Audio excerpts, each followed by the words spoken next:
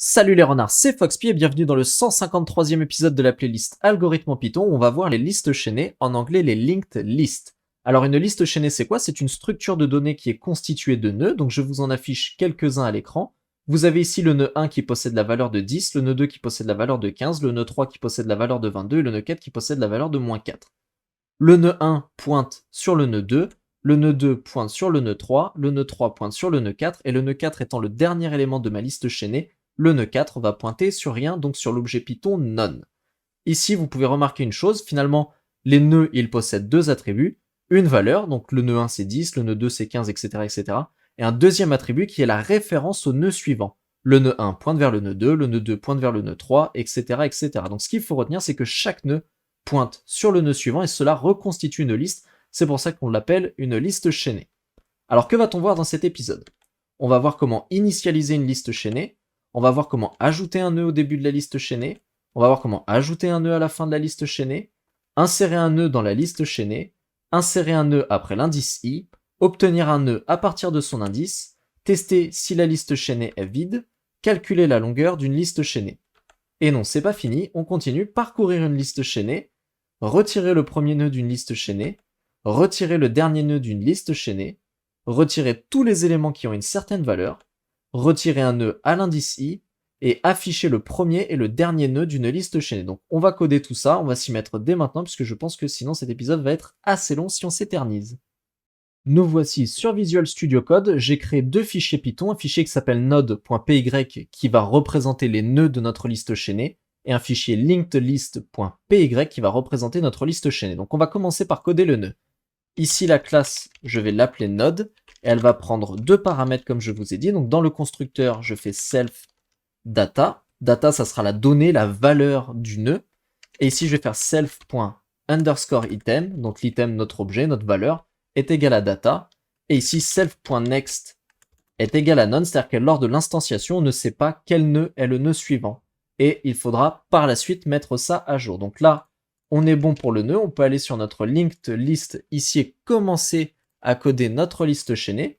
Mais tout d'abord, il faut importer notre nœud. Donc from node import node. Alors là, sachez que mon fichier node.py est dans le même dossier que linkedlist.py. C'est pour ça que je peux l'importer ici. Bien entendu, si vous avez mis ces fichiers dans des dossiers séparés, il va falloir faire l'importation de la bonne manière, donc en prenant en compte le chemin relatif entre les deux fichiers. Je vais instancier ma classe linkedList comme ceci. Et cette classe, je vais l'initialiser. Donc ici, je crée son constructeur qui va prendre en paramètre deux attributs, self.first qui sera le premier nœud et self.last qui sera le dernier nœud. Donc on va garder le premier nœud et le dernier nœud en tant qu'information dans notre liste chaînée. Vous allez voir, ce sera utile plus tard pour certains algorithmes. Et on est parti, on va commencer à coder toutes les méthodes que je vous ai présentées dans le sommaire. Donc on va voir comment ajouter un premier élément à notre liste chaînée. Donc en tout cas, ajouter un élément au début de la liste chaînée. Donc cette méthode, je l'appelle addFirst. Et elle va nous permettre d'ajouter un item ici. Donc tout d'abord, je crée une variable nodeItem qui est égale à node de item. Donc là, j'instancie un nœud. NodeItem.next est égal à self.first. Donc là, la valeur suivante à notre nœud, je fais référence en fait au premier nœud, puisqu'on l'ajoute au tout début de la liste chaînée. Donc le premier nœud n'est plus le premier nœud, il devient le deuxième. Et donc le nœud actuel, le nœud que l'on va insérer, eh bien sa référence sera vers l'ancien premier nœud. Et enfin, self.first est égal à nodeItem. Donc à partir de maintenant, le nœud que nous avons créé ici est le premier nœud de notre liste chaînée. Ok. Alors je vais créer une méthode qui s'appelle addNodeFirst. Et c'est si jamais l'utilisateur a déjà créé le nœud et qu'il veut envoyer le nœud en paramètre. Donc ça va être le même comportement, c'est pour ajouter un nœud au début de la liste chaînée. Sauf que cette fois-ci, en paramètre de la méthode, ici, ce qu'on va envoyer, c'est un nœud. On peut mettre cette écriture. Ici, vous voyez, ça sera un nœud qui sera passé en paramètre. Alors qu'ici, ça sera un item. Un item, ça peut être une chaîne de caractères, un int, etc. etc. Donc ici, node.next sera égal à self.first. Donc c'est la même logique que précédemment. C'est-à-dire que le premier nœud actuellement devient le deuxième. Et lui devient le premier nœud et donc il fait référence à l'ancien premier nœud. Et enfin, self.first est égal à node. Et là, cette méthode, elle est terminé. Donc nous avons codé deux méthodes qui permettent d'ajouter un nœud au début de la liste chaînée. On va passer à la suite. Regardons comment ajouter un nœud à la fin de notre liste chaînée. Pour ça, je vais faire appel à la méthode add, ou plutôt je vais créer la méthode add ici, qui va prendre en paramètre un item. Donc l'item, c'est la donnée que l'on va insérer dans un nœud pour ensuite insérer le nœud à la fin de notre liste chaînée. Là, on va avoir trois conditions. Si la liste chaînée est vide, donc si self.first n'existe pas, s'il n'y a pas de premier élément ici. Ça sera notre première condition. Ensuite, on va avoir si self.last est égal à self.first. Si self.last est égal à self.first, ça veut dire que le premier élément est le dernier élément. Cela veut dire que notre liste chaînée ne contient qu'un seul élément. Donc là, on aura une logique différente. Et sinon, donc ça veut dire qu'on a une liste chaînée qui est remplie. Il peut y avoir 2, 3, 4, 100, 1000 éléments. Et donc là, on va ajouter notre nœud à la fin. Ok. Donc, si ma liste chaînée est vide, alors self.first sera égal à node de item. Et self.last sera égal à self.first. Autrement dit, on dit que le dernier nœud est égal au premier nœud. Et là, il n'y a plus rien à faire. Nous en avons fini avec cette partie du code pour une liste chaînée qui ne contient aucun élément. Donc, regardons maintenant si la liste chaînée ne contient qu'un seul élément. Et bien là, cette fois-ci, ce sera self.last qui sera égal à node item. Donc, self.first ne change pas. Le premier élément reste le premier élément. Et self.first.next, donc l'élément auquel fait référence le premier élément, ça sera le second, et comme le second c'est le dernier, eh bien il fera référence à self.last. Ok. Et si la liste chaînée est constituée d'un nombre quelconque d'éléments, alors on va faire current en anglais qui veut dire courant, donc l'élément courant, le nœud courant. On va l'instancier, donc ça sera node item.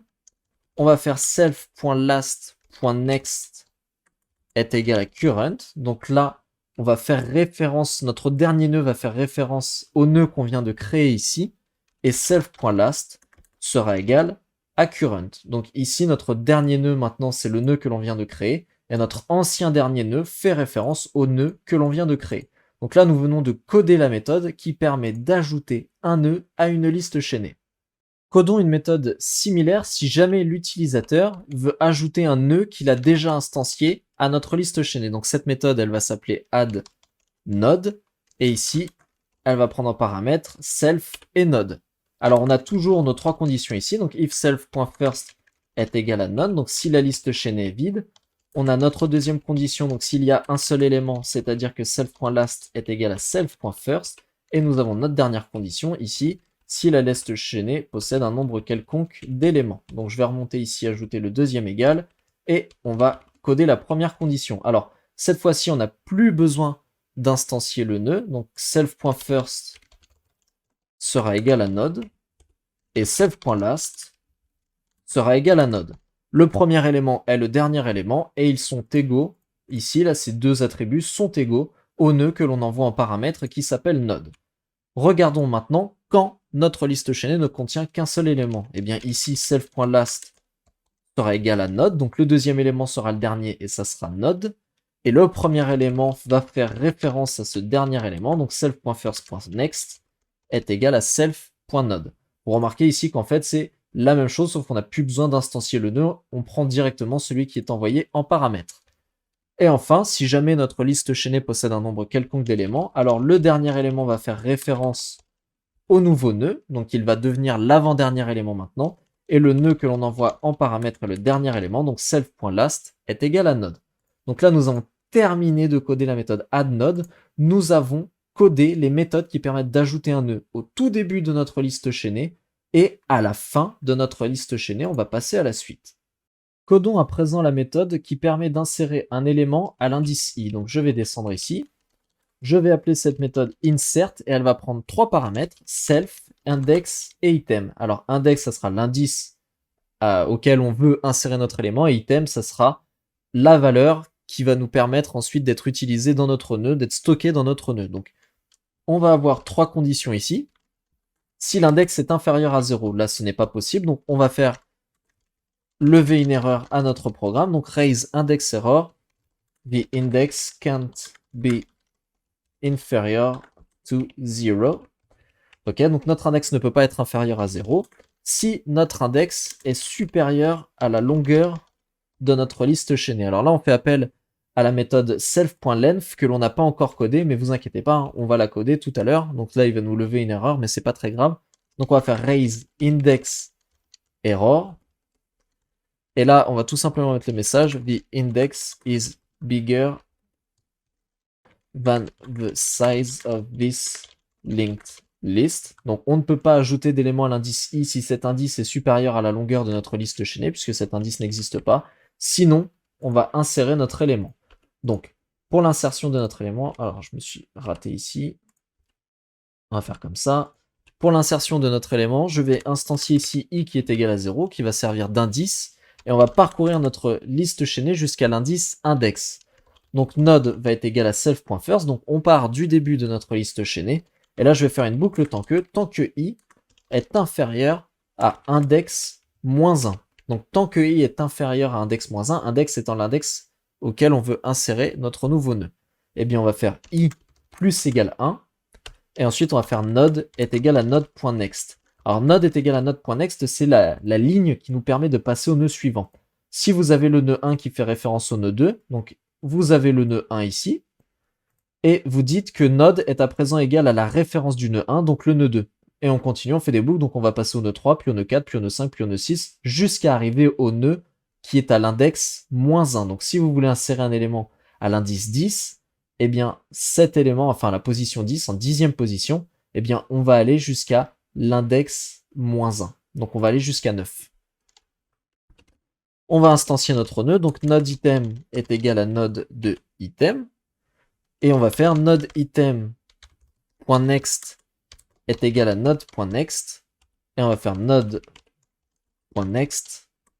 est égal à node item. Alors j'explique, on dit que la valeur suivante du nœud que l'on vient d'instancier est égale à node. Donc node item.next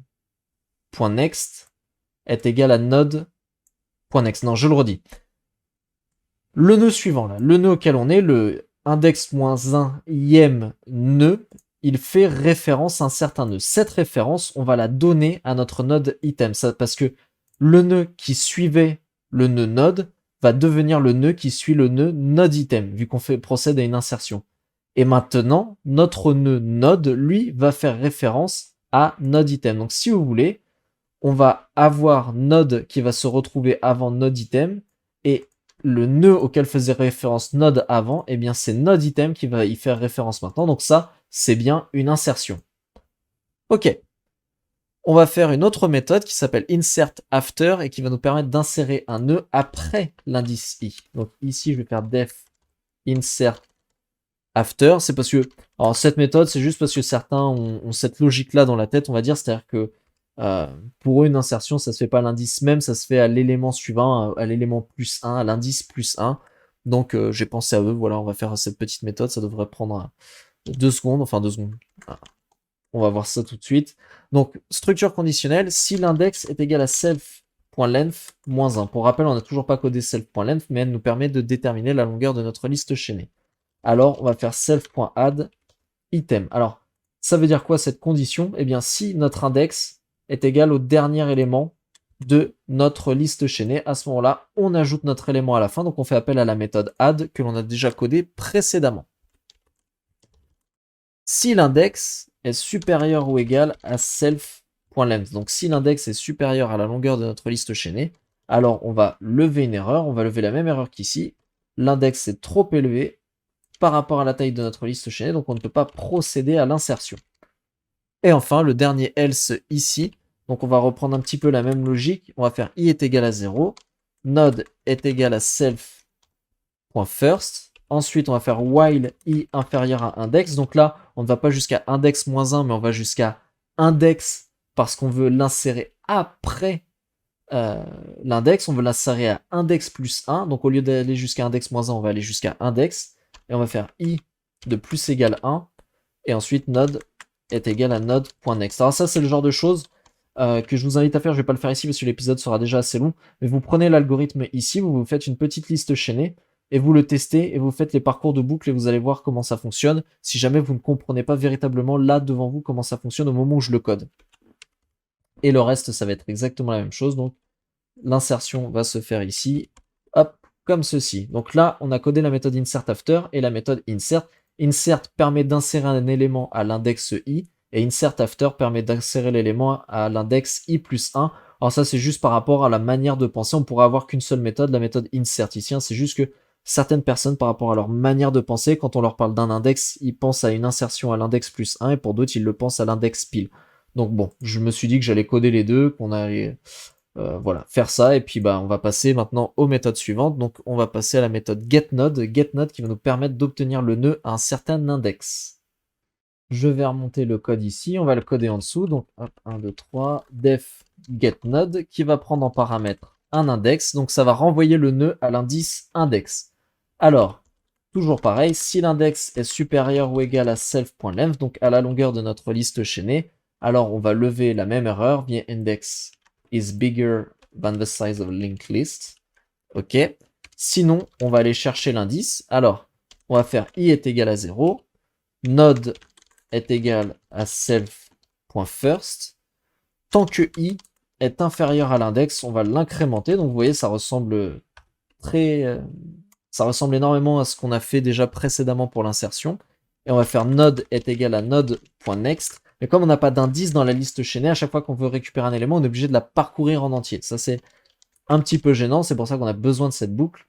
Et donc là, une fois que i est arrivé à l'index, alors on sait que nous avons dans la variable node le nœud qui est à l'indice index. Et donc, on va renvoyer notre nœud. Donc là, c'est pas plus que ça à coder. Nous venons de coder la méthode getNode. On va passer à la méthode isEmpty.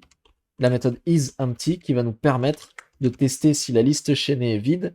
Alors, def isEmpty self. Et là, ça va être très très simple. On va faire un return de self.first est égal à none. En effet, s'il n'y a pas de premier nœud, c'est qu'il n'y a pas de nœud tout court. Donc, c'est que la liste chaînée est vide.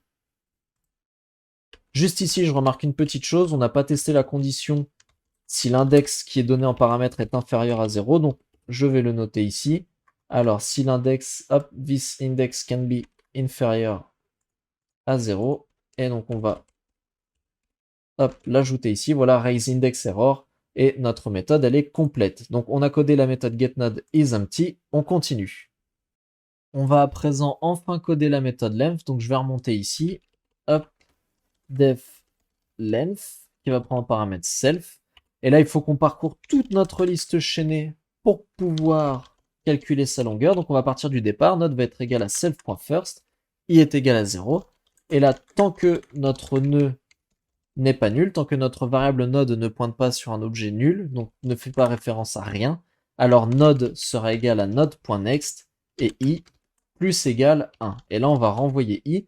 Donc là, c'est très simple en fait, c'est que vous savez, le dernier élément fait référence à none. Donc, tant que node n'est pas nul, on va continuer de boucler. Et à chaque fois, on va incrémenter 1. Donc, on va compter les éléments. Et puis, à la toute fin, eh bien, on va pouvoir renvoyer i. Et i, ça sera bien le nombre d'éléments de notre liste chaînée.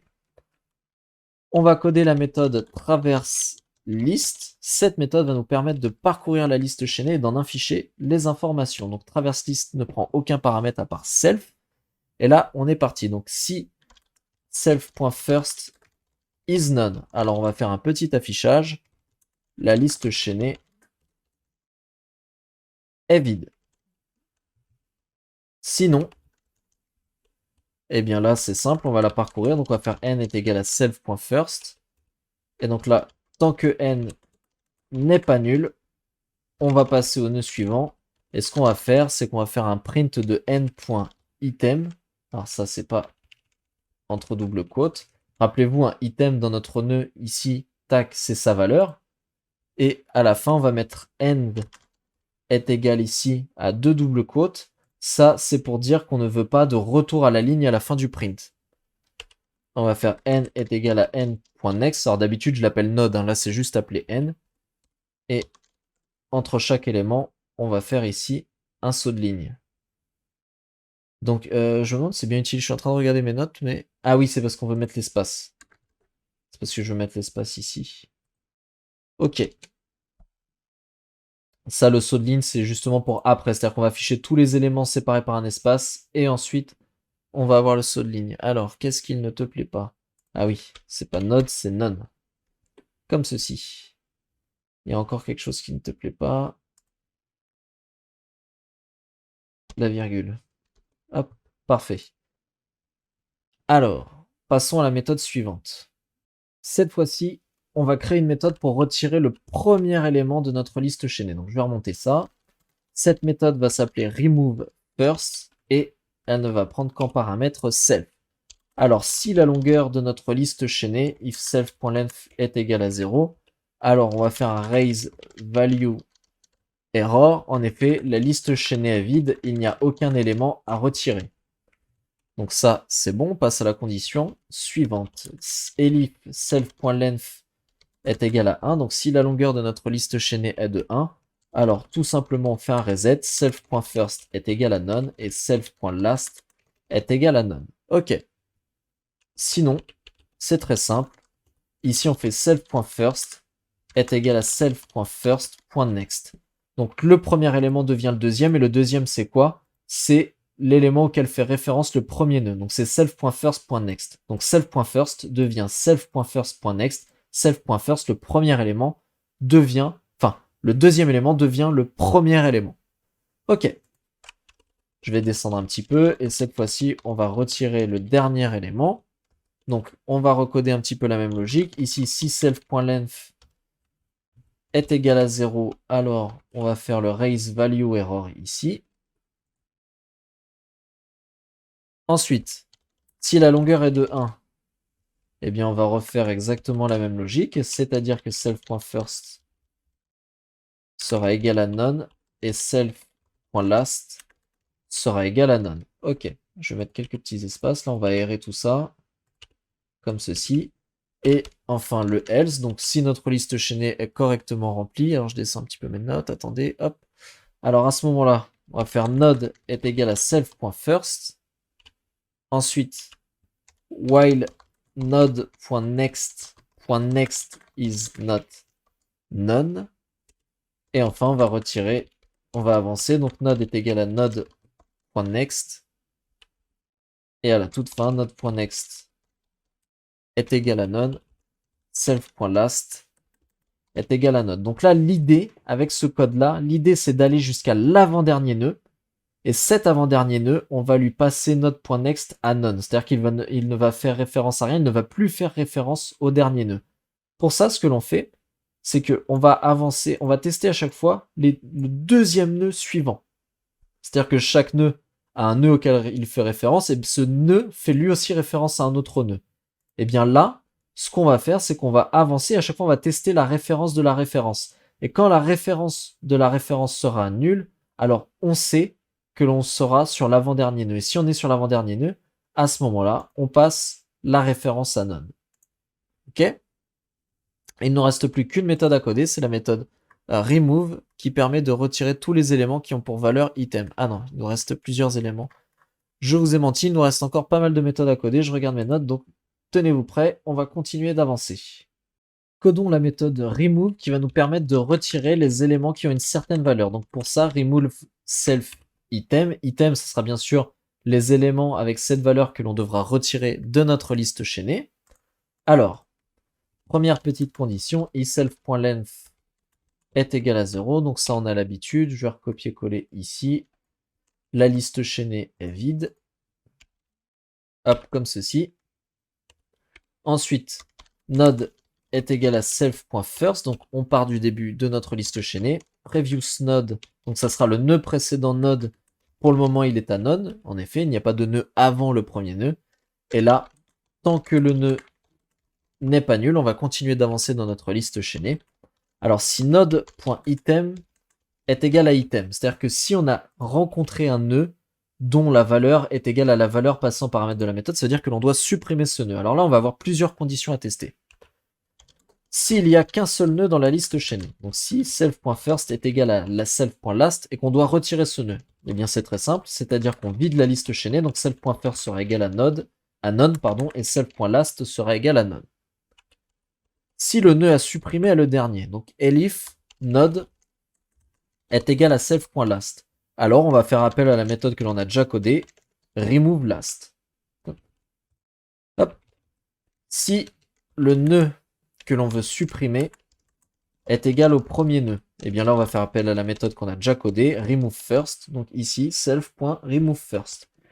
Et enfin, si c'est un nœud qui est au cours de la liste chaînée, eh bien la seule chose que l'on a à faire, c'est previousNode.next est égal à node.next. Donc en effet, le nœud que l'on doit supprimer fait référence à un autre nœud. C'est le nœud suivant. Si on veut le supprimer de notre liste chaînée, ce node, eh bien le nœud qui le précède doit maintenant faire référence au nœud que le nœud auquel node faisait référence. Donc previousNode.next va être égal à node.next. Et là ici, le else, ça va être previousNode est égal à node. Donc là ici, on en a fini avec la méthode remove. Nous avons de quoi retirer un élément ou plusieurs éléments par rapport à leur valeur dans la liste chaînée. À présent, codons la méthode pop qui permet de retirer un élément à un indice donné. Donc je vais la coder ici. Def pop self de index. Je vais remonter mon code ici. Et on est parti. Alors si l'index qui est donné en paramètre est inférieur à 0, on va raise index error.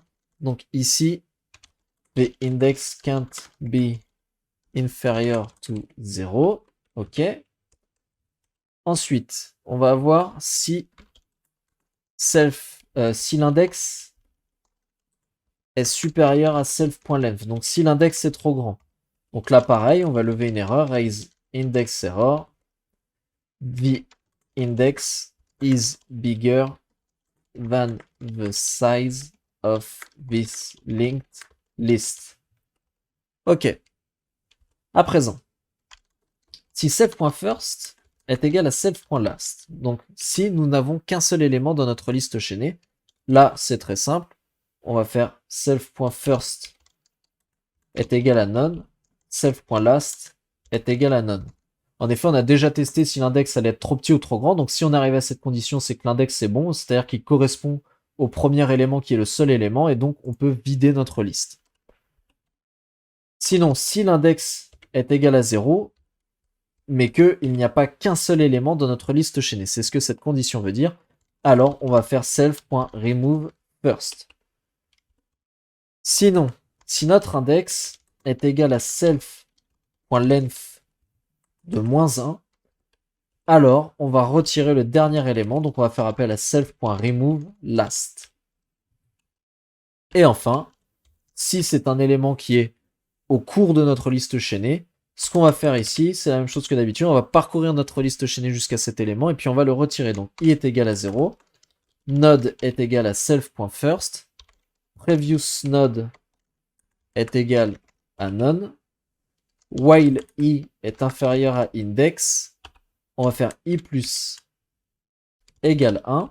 On va garder en mémoire previous node, donc previous node sera égal à node, et node sera égal à node.next, donc on va aller au nœud suivant. OK. Après le while ici, previous node sera égal à node.next. Alors en effet, c'est la même logique qu'au-dessus avec la méthode remove, c'est-à-dire que ici, à l'indice i, on veut supprimer le nœud. Donc le nœud qu'il y a juste avant doit faire référence au nœud qu'il y a juste après. Comme ça, plus personne ne fait référence au nœud que l'on veut supprimer. Si personne n'y fait référence, il ne fait plus partie de la liste chaînée. Et donc il sera très certainement récupéré par le garbage collector et il sera supprimé. Donc on en a fini avec la méthode pop. Il ne nous reste, si je regarde, plus qu'une méthode à coder. Donc là, c'est une méthode qui va nous permettre d'afficher le premier et le dernier élément de la liste chaînée. Donc je vais la coder juste en dessous. Je vais encore reculer comme ceci le code. Donc je vais faire display first last qui ne va pas prendre de paramètres. Alors, si self.first is none and self.last is none, on va faire un print. Et donc là, on va faire first none, last none. OK. Sinon, si self.first is none and not self.last is none. Donc là, si le premier élément est nul, mais que le dernier élément n'est pas nul.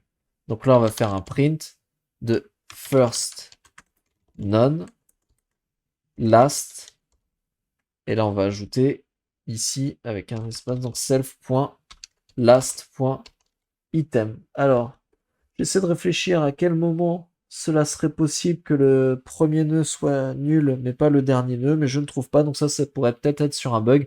Donc en debug, ça peut être intéressant, ça. Si jamais vous trouvez, vous pouvez me dire en commentaire, mais je ne crois pas que ce soit possible avec ce que l'on a codé ici dans notre linked list. Alors, si self.first n'est pas nul, mais que self.last est nul, donc là, cette fois-ci, on va faire print de first.